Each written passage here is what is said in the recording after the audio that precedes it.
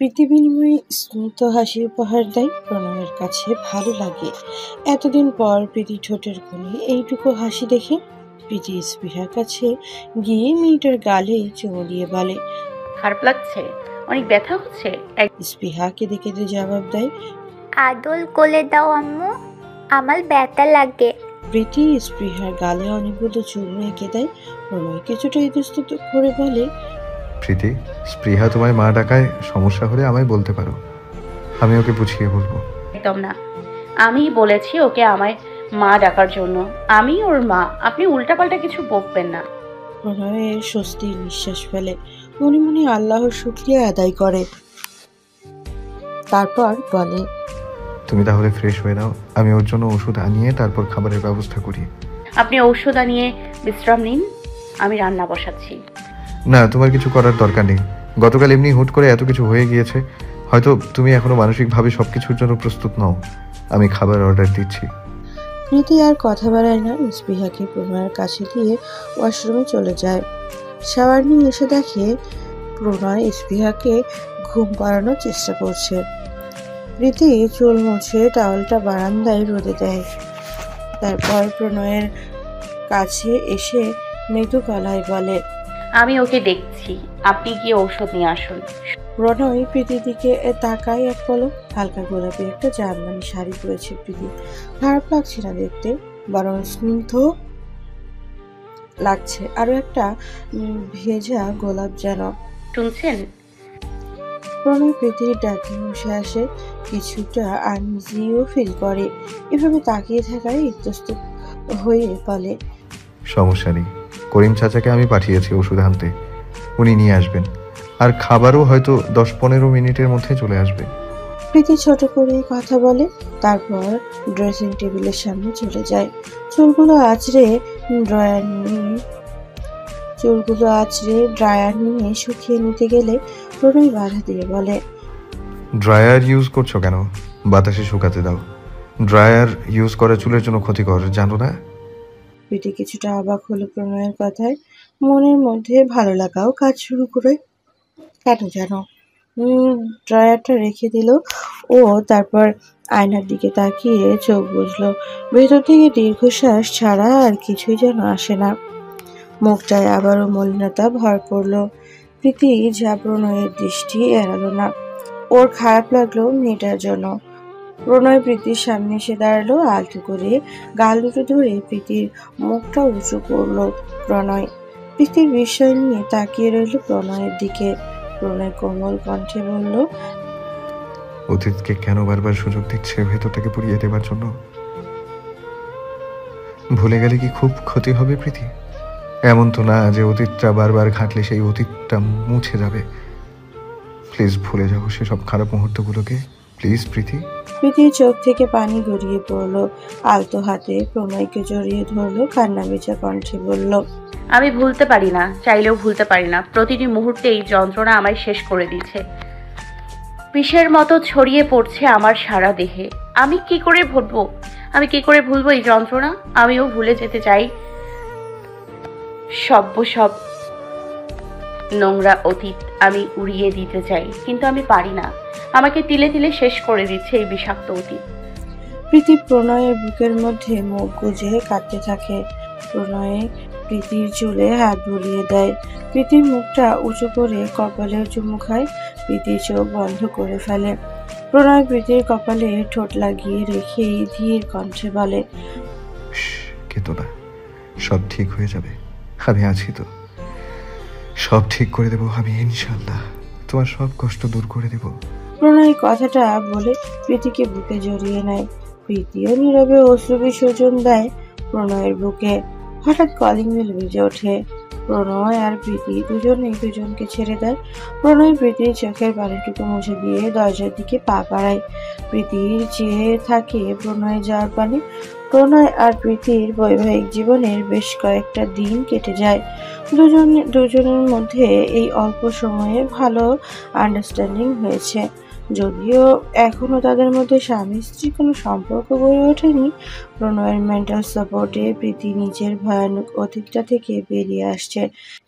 ধীরে ধীরে দুজনের মধ্যে বন্ধুত্ব গড়ে উঠেছে। প্রীতি, আজ পাতলা খিচুড়ি রান্না করো। ওয়েদারটা ভালো, বাইরে বৃষ্টি হচ্ছে। বৃষ্টির দিনে খিচুড়ি সাথে চাটনি, আহা কি মজা। প্রণয়ের কথায় প্রীতি মুচকি হাসলো, বলল, খিচুড়ি খাবেন? ঠিক আছে, কিন্তু বাসায় মাংস নেই। মুরগির মাংস আছে, মুরগির মাংস দিয়ে রান্না করব। প্রণয় ভ্রু কুঁচকে বলল। ওই দিন না 8 কেজি গরুর মাংস আনলাম। প্রীতিও চোখ সরু করে জবাব দিল। কুসুম দিন আগে, আর 8 কেজির মধ্যে 4 কেজি না, হিয়াদেরকে দিয়ে দিলেন। প্রণয়ের এবার মনে পড়লো ও বোকা হেসে মাথা চুলকালো। প্রীতি হেসে বলল। প্রণয়ও হালকা হাসলো প্রীতির হাসি দেখে। প্রীতি বলল, আচ্ছা মুরগি দিয়েই রান্না করি, মাংস আলাদা রান্না করি আর খিচুড়ি আলাদা, তাহলেই হবে। হ্যাঁ, আমি তোমায় সাহায্য করি, আসো। প্রীতি প্রণয়ের দৃষ্টি অগোচরে মুচকে হাসলো। তারপর দুজনেই কিচেনে গেল। প্রীতি মাংস ভিজিয়ে রেখে সবজি নিল। প্রণয় বলল, সবজি দিয়ে রাঁধবে? তাহলে শাহিটাই রাঁধো। প্রীতির মুখটা চুপসে গেল। ও মিনমিন করে বলল, আমি ওটা কখনো রাঁধিনি, ইউটিউব দেখতে হবে। রিল্যাক্স, আমি পারি। আমি তোমায় বলে দেই, তুমি মনোযোগ দিয়ে শোনো। তারপর প্রণয় প্রীতিকে রেসিপিটা বলে দেয়। প্রীতি সবজি কাটতে নিলে প্রণয়ের অর্ধেক সবজি জোর করে নিজে কাটে। তারপর প্রণয়ের সাহায্যে প্রীতি খিচুড়ি বসিয়ে দেয়। প্রীতির ওড়নার আঁচল দিয়ে ঘামটা মুছে প্রণয়ের দিকে তাকাতেই চমকে ওঠে। প্রণয় এক দৃষ্টিতে ওর দিকেই তাকিয়ে আছে। প্রীতি প্রণয়ের দিকে তাকানোর পর প্রণয়ের হুঁশ নেই, সে যেন ভাবনার রাজ্যে হারিয়ে গিয়েছে। প্রণয়ের এই রূপচাহনিতে প্রীতি কিছুটা লজ্জা পেল। উসখুস করে নিচু স্বরে বলল, প্রণয়। প্রণয় হুঁশে আসলো। প্রীতি থেকে চোখ সরিয়ে নিয়ে মৃদু হাসলো। পরক্ষণে আবারও প্রীতির দিকে তাকালো।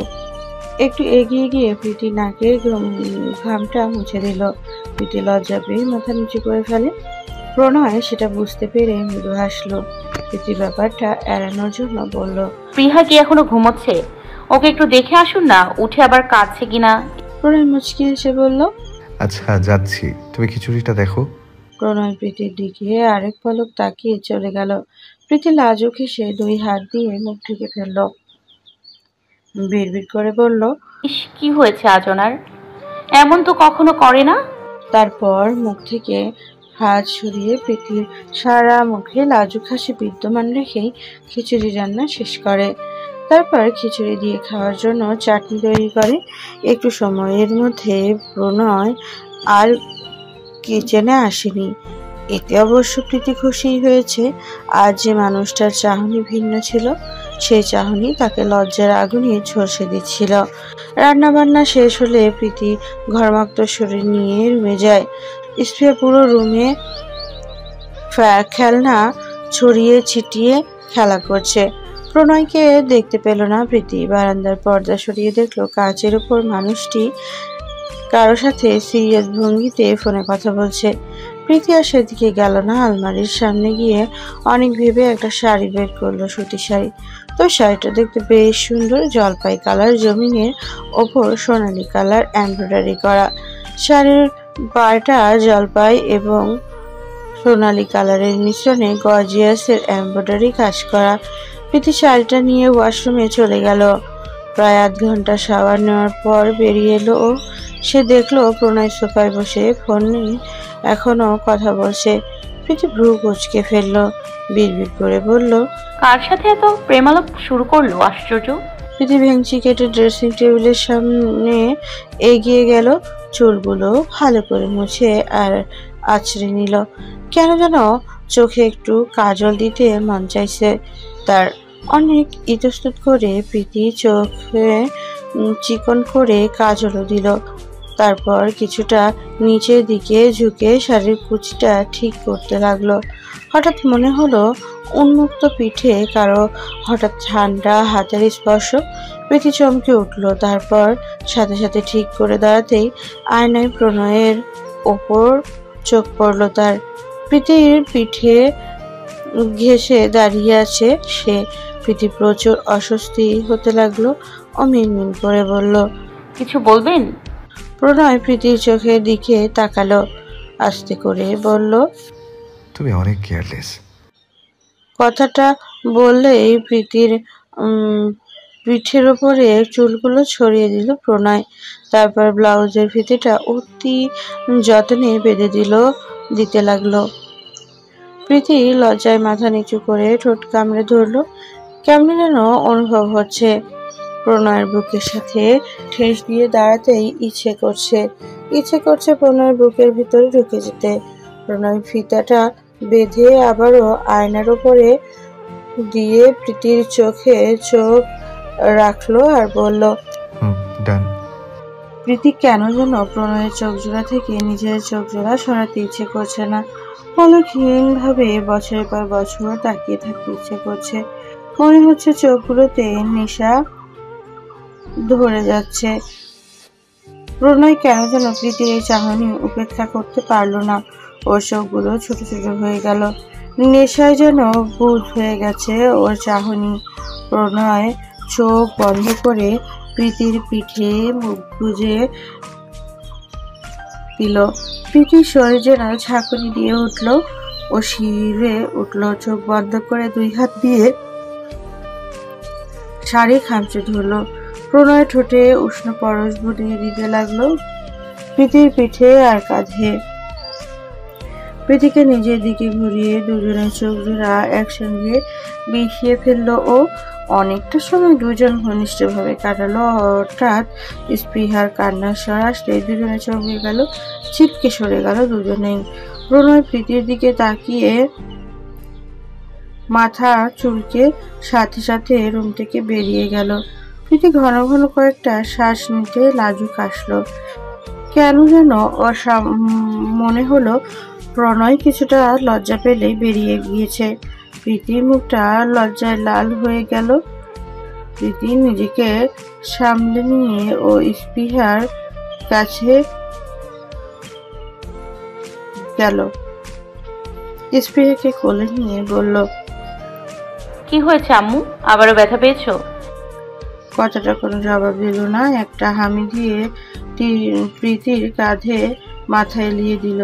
প্রীতি মুচকি হেসে স্পৃহাকে বেঁধে শুইয়ে দিয়ে কপালে চুমু খেলো। প্রণয়ের কথা মাথায় আসতেই ও লাজুক হাসতে লাগলো।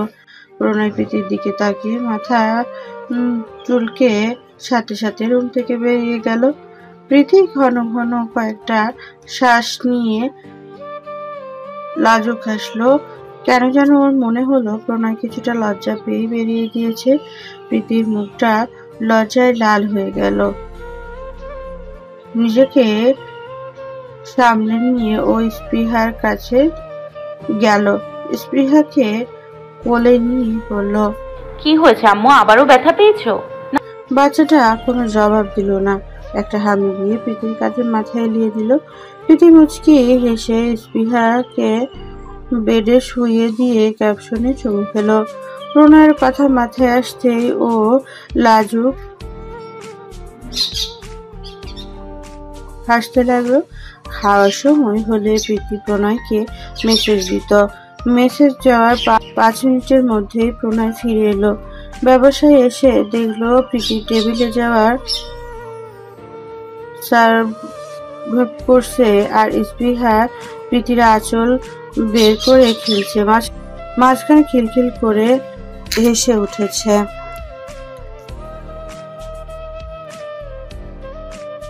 দুজনের হাসি দেখে প্রণয় ঠোঁটের কোণে হাসি ফুটে উঠলো। ও টেবিলে গিয়ে বসলো, কিন্তু প্রীতির দিকে তাকালো না। প্রীতি লজ্জা লাগছে প্রণয়ের দিকে তাকাতে। যতই হোক মেয়ে তো, আর লজ্জা তো মেয়েদের অলংকার। প্রতিটি প্রণয়ের প্লেটে বসলো আর স্পৃহাকে কোলে বসালো নিজের কোলে। প্রীতি নিজেও খাচ্ছে আর স্পৃহাকে খাইয়ে দিচ্ছে, কিন্তু বাচ্চাটা একটু বেশি জ্বালাতন করছে, যার কারণে প্রীতি ঠিক মতো খেতেও পারছে না। আর এই বিষয়টা প্রণয়ের চোখ এড়ালো না। ও বলল, তোমার খেতে সমস্যা হচ্ছে, স্পৃহাকে আমার কাছে দাও। প্রীতির সাথে সাথে জবাব দিল না। না না, কোনো সমস্যা হচ্ছে না, আমি ঠিক আছি। বাচ্চা মানুষ একটু দুষ্টুমি তো করবেই, তা অন্য বাচ্চাদের চেয়ে আমার স্পৃহা আম্মু অনেক ভালো আছে, তাই না মামনি? স্পৃহা নাকে নাক ঘষে কথাটা বলল প্রীতি। স্পৃহা খিলখিল করে হেসে উঠল। প্রণয় খাবারের প্লেটের দিকে তাকিয়ে মুচকি হাসলো। প্রণয়ের খাবার প্রায় শেষ। সেই মুহূর্তে প্রীতি মলিন কণ্ঠে জবাব দিয়ে বলল, ক্যাশু নাটের সালাদ বানিয়েছিলাম, খেলেন না যে? প্রণয় জিজ্ঞাসা দৃষ্টিতে তাকালো প্রীতির দিকে, মৃদু কণ্ঠে বলল, কোথায় সালাদ? প্রীতির ডাইনিং টেবিলে নজর বুলিয়ে জিহ্বায় কামড় দিল, অর্থাৎ খাওয়া রেখে দৌড়ে গেল কিচেনে। সালাদের বাটিটা এনে প্রণয়ের প্লেটে সার্ভ করলো। প্রণয় বলল, এত ব্যস্ত হচ্ছ কেন? স্যালাড তো আর চলে যাচ্ছে না, শান্তি মতো বসে খাও। প্রীতি মৃদু হেসে খাওয়ায় মনোযোগ দিল। প্রণয় সালাদটা খেয়ে অনেক প্রশংসা করলো। তখন প্রীতির মুখ দেখার মতো ছিল, লজ্জায় যেন রক্তিম হয়ে গিয়েছিল। খাওয়া দাওয়া কমপ্লিট হলে দুজন রুমে ফিরে আসলো। প্রণয় রুমে সেই বেডে শরীর এলিয়ে দিল। স্পৃহা প্রণয়ের বুকের উপরে উঠে শুয়ে পড়লো। প্রীতি হালকা হাসলো। এইটা দেখে স্পৃহা ভুবন ভোলানো হাসি দিল। প্রীতির দিকে তাকিয়ে প্রণয় প্রীতির উদ্দেশ্যে বলে, আমি একটু ঘুমাবো, 4টার সময় প্লিজ ডেকে দিও। কোথাও যাবেন নাকি? গুরুত্বপূর্ণ কিছু? কোথাও যাব না, তবে একটা কাজ আছে। প্রীতি হামি দিতে দিতে বলে, আচ্ছা ডেকে দিব ইনশাল্লাহ।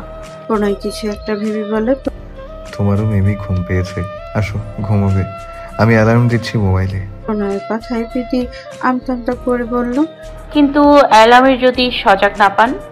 পাবো, তুমি এখন আসো তো, ঘুমাবে, আসো। প্রীতি আর কথা বাড়লো না। প্রণয়ের পাশে গিয়ে শুয়ে পড়লো। প্রণয় চোখ বন্ধ করে প্রীতির মুগ্ধ দৃষ্টিতে তাকিয়ে রইল প্রণয়ের মুখপানে। হঠাৎ স্পৃহাকে, আম্মু তুমি আমাকে দলিয়ে দলো না কেন? আবুল মতো আমাকে দলিয়ে দলো।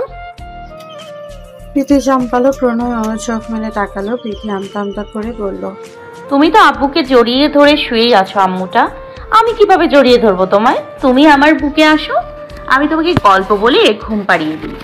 স্পৃহা নাছোর গলায় বলল, না, তুমি আমালে আবুল উবুল দিয়েই দলিয়ে দলো, না হলে আমি লাভ করবো। তোমার তাতে কথা বলবো না, হালিয়ে দাবো আমি। চমকে উঠলো বাচ্চাটার কথায়। প্রণয় চমকে এলো স্পৃহার দিকে।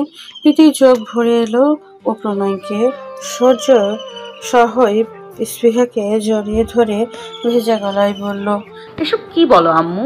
এগুলো পচা কথা। তুমি কোথাও হারিয়ে যাবে না, সব সময় আমাদের সাথেই থাকবে আম্মু। এমন পচা কথা আর বলবে না আম্মু, আম্মু কিন্তু কষ্ট পায়। স্পৃহা প্রীতির দিকে ঘুরে প্রীতির গালে চুমু দেয়, তারপর খিলখিল করে হেসে ওঠে। প্রীতিও স্পৃহার গালে চুমু এঁকে দেয়। প্রণয় মুচি হেসে তারপরে নিজেও দুজনকে জড়িয়ে ধরে আবদ্ধ করে নেয় নিজের বুকের মাঝে। প্রীতি শিউরে ওঠে, পরক্ষণই লাজুক হাসে। প্রণয়ের ঘুম ভাঙে কলিং বেলের আওয়াজে। ও পাশে তাকিয়ে দেখে প্রীতি নেই। ভ্রু কুঁচকে ফেলে প্রণয়। তখনই প্রীতির মুখ মুছতে মুছতে ওয়াশরুম থেকে বের হয়। প্রণয় স্বস্তির শ্বাস ফেলে। প্রীতি প্রণয়কে সজাগ দেখে বলে, আপনি উঠে গিয়েছেন 3:38 বাজে, আমি তো আপনাকে আরো 20 মিনিট পর ডাক দিতাম। প্রণয় একই সাথে দুইটা হামি দিয়ে বলে, কে যে কলিং বেল বাজাচ্ছিল সেই আওয়াজে ঘুম ভেঙে গেল। আচ্ছা দেখে আসি কে আসলো। প্রণয় উঠতে নিলে প্রীতি বাদ সাধলো আর বলল, আপনি বসুন, আমি দেখে আসি কে আসলো। এই না, তুমি বসো, আমি দেখি কে না কে। একা একা গিয়ে দরজা খোলার প্রয়োজন নেই। প্রণয়ের কথায় প্রীতি মুচকি হেসে বলল, আচ্ছা আসুন, দুজনেই যাই। প্রণয় এবার মুচকি হাসলো। তারপর দুজনেই গেল লিভিং রুমে। প্রণয় দরজা খুলতে একজন সুদর্শন পুরুষকে দেখতে পেল। প্রণয়ের লোকটাকে কিছু বলতে যাবে তার আগেই প্রীতি তার বুকে ঝাঁপিয়ে পড়ল। কাঁদতে কাঁদতে বলল, কোথায় ছিলে তুমি? ছেলেটা মুচকি হেসে প্রীতির চুলে হাত রাখলো। প্রণয়ের হাতের মুঠো শক্ত হয়ে গেল। ওর চোয়াল শক্ত হয়ে গিয়েছে। ইচ্ছে করছে ছেলেটাকে মেরে ফেলতে। প্রীতি লোকটাকে জড়িয়ে ধরে কেঁদে যাচ্ছে। লোকটা প্রীতির মাথায় হাত বুলাতে বুলাতে বলল, প্রীতি চোখ মুছে মানুষটার কাছ থেকে সরে দাঁড়ায়। ঠোঁট উল্টিয়ে বলল, তুমি খুবই স্বার্থপর শুদ্ধ ভাইয়া, অনেক বেশি স্বার্থপর। একটা দিনও আমাকে ফোন দিয়ে খোঁজ নাওনি। মাথা চলকে বলল, আগে তো ভিতরে ঢুকতে দিবি, দরজায় দাঁড় করিয়ে রেখেছিস আমায়। প্রীতি ভেঙচি কেটে দরজা থেকে সরে দাঁড়ালো। শুদ্ধ বাসার দিকে ঢুকে প্রণয়ের সাথে আলিঙ্গন করলো, তারপর সরে এসে বলল, কেমন আছো প্রণয় ব্রো? প্রণয় মেকি হাসি দিয়ে বলল, আলহামদুলিল্লাহ ভালো। তোমার কি খবর? আলহামদুলিল্লাহ।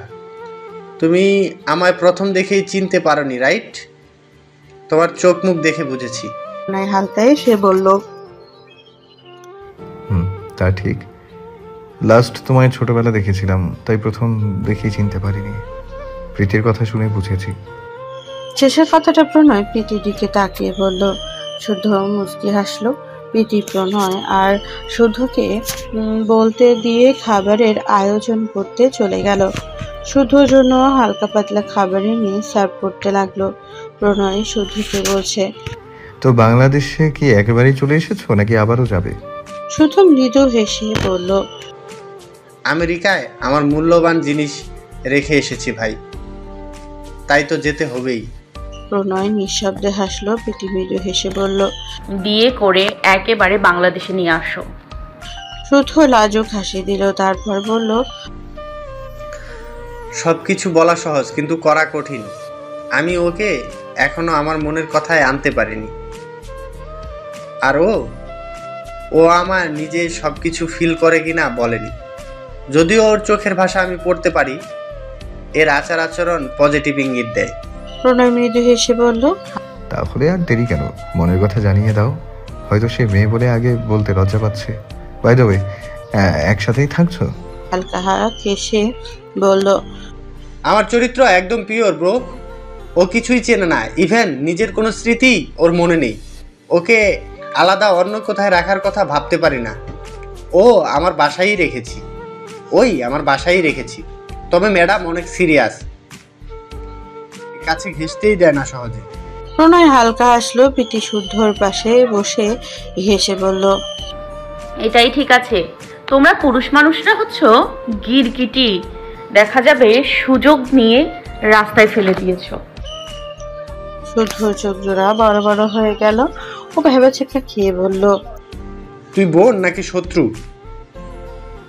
প্রীতি দীর্ঘশ্বাস ফেলে বলল, নিজের জীবন দিয়ে বুঝেছি একটা নারীর কাছে তার সম্মান কতটুকু।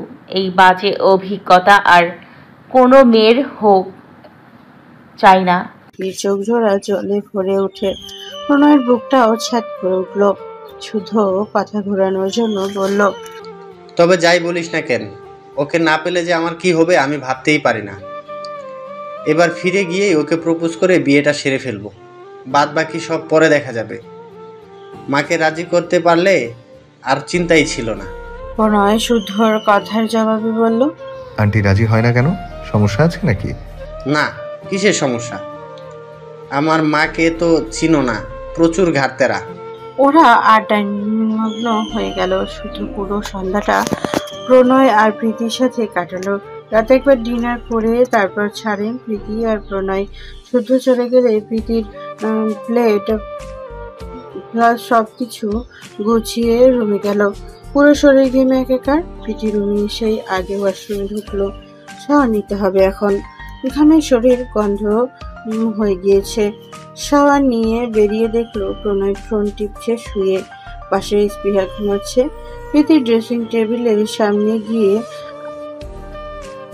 এগিয়ে গেল, চুলগুলো হালকা মুছে আছড়িয়ে নিল। প্রণয় আর চোখে কয়েকবার প্রীতির দিকে তাকালো। কেন যেন বারবার তাকাতে ইচ্ছে করছে, তাকিয়ে থাকতে মনে হচ্ছে, চোখ সরাতে ইচ্ছে করছে না।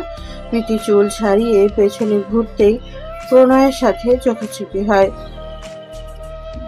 প্রণয় চোখ সরিয়ে আবারও মোবাইলে মনোনিবেশ করে। প্রীতি ভ্রু কুঁচকালো। বেশি না ভেবে লাইট অফ করে প্রণয়ের পাশে গিয়ে শুয়ে পড়ল। প্রণয় বলল, আজ ডিম লাইট জ্বালাবে না যে? পুরোপুরি অন্ধকার না হলে আপনার না ঘুম আসে না? তুমি ভয় পাবে না তো? না। তারপর কিছুক্ষণ দুজনের মাঝে নীরবতা।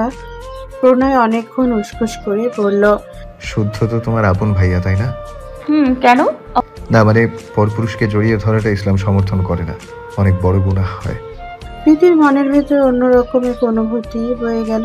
প্রণয় কি তবে তাকে নিয়ে ভাবছে? না চাইতেও প্রীতির ঠোঁটের কোণে মুচকি হাসি ফুটে উঠল। ও, নেক্সট টাইম থেকে সাবধানে থাকবো ইনশাল্লাহ। ইনশাল্লাহ। আবারও কিছুক্ষণ পিটপাতর নীরবতার মাঝখানে থেকে স্পৃহা সরে যাচ্ছে না, সরিয়ে নেওয়া হচ্ছে। প্রীতি মৃদু কণ্ঠে বলল। স্পৃহাকে কোথায় নিচ্ছেন? ও, প্রণয় আমতা করে বলল, ওকে দেয়ালের সাথে রাখি, মাঝখানে রাখলে ঘেমে যায়। দেখো না, সর্দি ঠিকই হয় না। প্রীতি থতমত খেয়ে বলল। ও, প্রণয় স্পৃহাকে নিজের জায়গায় শুইয়ে নিজে একটু সরে এসে স্পৃহার জায়গায় শুলো। অনেকটা প্রীতির শরীর ঘেঁষে প্রীতি শিউরে উঠল। প্রণয় নাড়াচাড়ার ভান করে প্রীতির সাথে ঘেঁষে শুলো। প্রীতি একদম যেন ফ্রিজড হয়ে ওর নিঃশ্বাসগুলো ভারী হয়ে গিয়েছে। অন্যরকম শিহরণ ঢেউ খেলছে শরীর জুড়ে। প্রণয় মৃদু কণ্ঠে প্রীতিকে ডাকলো। প্রীতি। প্রীতি ভারী কণ্ঠে বলল। ঘুমাওনি? রাত অনেক হয়েছে, ঘুমিয়ে পড়ো। আচ্ছা। প্রণয় একটু থেমে, আমি চুলে হাত বুলিয়ে দিব, তাহলে তাড়াতাড়ি ঘুম পাবে। প্রণয়ের কথায় প্রীতি মনে মনে অনেক খুশি হলো। মৃদু কণ্ঠে বলল, আচ্ছা দিন। প্রণয় মুচকি হেসে প্রীতির চুলে হাত বুলিয়ে দিতে লাগলো। প্রীতিও লাজুক লাজুক হাসতে লাগলো। চুলে প্রণয়ের হাতের স্পর্শ পেয়ে প্রীতি একদম প্রণয়ের শরীরের সাথে লেপ্টে গেছে। দুই হাতে প্রণয়কে জড়িয়ে ধরে প্রণয়ের বুকে মুখ বুজে চোখ বন্ধ করলো। প্রণয়ও এক হাতে প্রীতিকে জড়িয়ে ধরে রেখে আরেক হাতে প্রীতির চুলগুলো হাত বুলিয়ে দিতে লাগলো। ঠোঁটে তার মুচকি হাসি। প্রীতি উঠবে না? সকাল হয়ে গিয়েছে তো, আর কত ঘুমাবে? মিহি কণ্ঠে প্রীতিকে ডাকলো প্রণয়, কিন্তু প্রীতি যেন হুঁশ জ্ঞান নেই, ও ঘুমে বিভোর। প্রণয় প্রীতির সাহায্যে চুলগুলো হাত বুলালো। মৃদু কণ্ঠে আবারও ডাকতে লাগলো। প্রীতি। প্রীতি প্রণয়কে জড়িয়ে ধরে ঘুমের মধ্যেই প্রণয়ের বুকে মুখ ঘষলো। প্রণয় হালকা হাসলো। প্রীতি মৃদু ঘুমু ঘুমু গলায় বলল, একটু ঘুমাই প্লিজ, শরীরটা ভালো লাগছে না। চোখে মুখে চিনতে ভেসে উঠল। ও চিন্তিত হয়ে বলল, কেমন লাগছে? বেশি খারাপ লাগছে? জ্বর আসবে নাকি? প্রীতি কোনো জবাব দিল না। ঘুমের রাজ্যে হারিয়ে গিয়েছে। প্রণয় প্রীতির কপালে গালে গলায় হাত দিয়ে চেক করলো। না, শরীরে জ্বর নেই। কিছু আর বললো না প্রণয়। নিজে প্রীতিকে জড়িয়ে ধরে চুপটি করে শুয়ে রইল। আজ অফিস নেই। এই একটা ফ্যাসিলিটি অফিসের। প্রতি শুক্রবার তো বন্ধ আছে, সেই সাথে মাসের দ্বিতীয় ও চতুর্থ শনিবার বন্ধ। বাতাসে প্রীতির ছোট্ট ছোট্ট চোরগুলো কপালে আঘাত হানছে বারবার।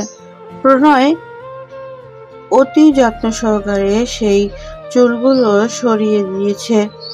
হঠাৎ প্রীতি ধরপড়ে এসব থেকে উঠে বসে। প্রণয় থতমত খেয়ে যায়। জিজ্ঞাসু দৃষ্টিতে তাকায় প্রীতির দিকে। প্রীতির চুলগুলো খোপা করতে করতে বলে, আমি মরার মতো ঘুমোচ্ছি কেন? স্পৃহাকে তো সময় মতো খাওয়াতে হবে, না হলে আবার কাঁদবে। ধ্যাত, আমিও না।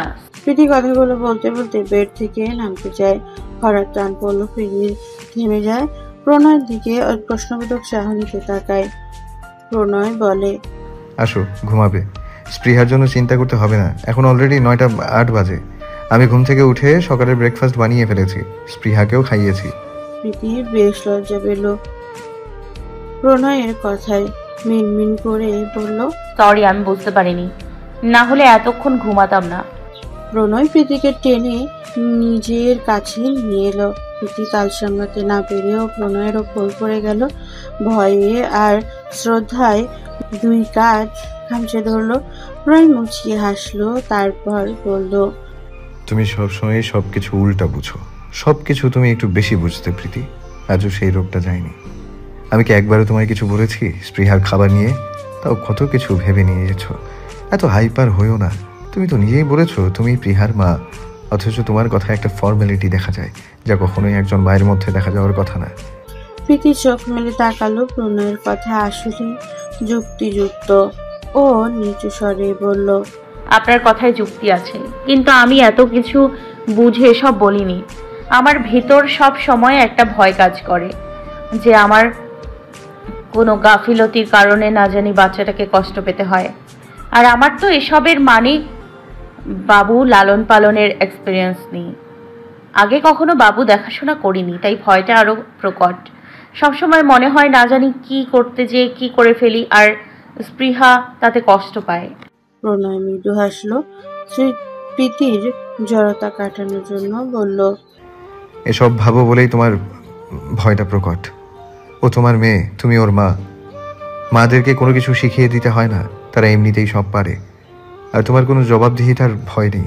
আমি অন্তত এই ব্যাপারে তোমায় শতভাগ বিশ্বাস করি। আমি জানি তুমি সজ্ঞানে প্রিয়ার ক্ষতি হোক এমন কিছু করবে না। এমন চিন্তা ভাবনা থাকলে সোনাহেরা বেঁচে থাকাকালীনই তোমার হাতে সুযোগ ছিল।